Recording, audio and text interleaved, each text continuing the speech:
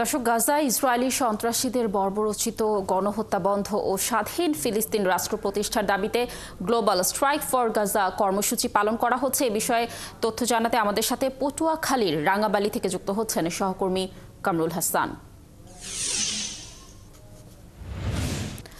কামরুল, এই কর্মসূচি নিয়ে কি বলছেন সেখানকার মানুষ? এরপর আর কি কি কর্মসূচি রয়েছে, কি তথ্য রয়েছে জানাবেন।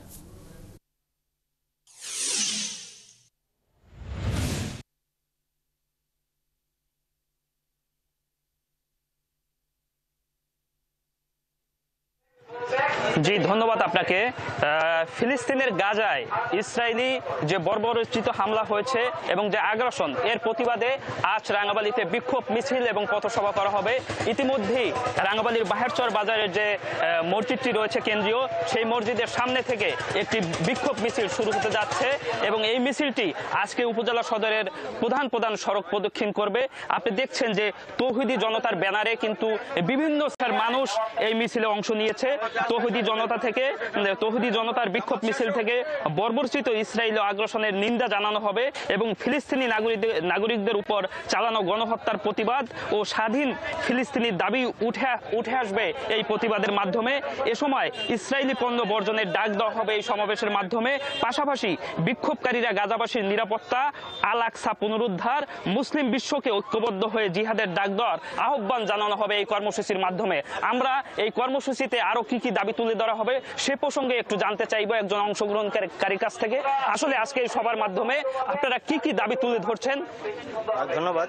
আমরা এই গাজাবাসীর পক্ষ থেকে, আমাদের প্রিয় ভাই বোনের পক্ষ থেকে আমরা সারা বিশ্বের কাছে, জাতিসংঘ সহ সমস্ত মানবতার কাছে আমরা আমাদের হিউম্যানিটিকে আবার জাগিয়ে তোলার আহ্বান জানাচ্ছি।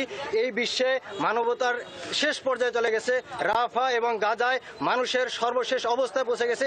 একটা মানুষের বসবাসরত একটা বাসস্থান নাই, একটা মানুষের সর্বশেষ আস্থার জায়গা হসপিটাল, সেই হসপিটালকেও পর্যন্ত ঘুরিয়ে দেওয়া হয়েছে।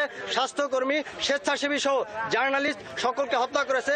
সেই হত্যার প্রতিবাদে আমাদের ভাই বোনদের বাঁচানোর জন্য আমাদের রক্তকে নতুন করে আমরা স্বাধীন করতে চাই। এই ফিলিস্তিনকে আমরা নতুন করে স্বাধীন করতে চাই। যেই বেলফোর ডিক্লারেশনের মাধ্যমে আজকের এই ফিলিস্তিনের এই দুরবস্থা, সেই ফিলিস্তিনের আজকে লাস্টেস্ট অবস্থানে চলে আসছে।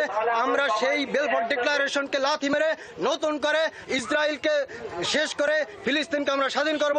এই ভূমিতে ইসরায়েলের ইহুদিদের রক্ত পিপাসু সন্ত্রাসীদেরকে শেষ করে ইনশাল্লাহ আমাদের এই অবস্থান কর্মসূচি চলমান থাকবে।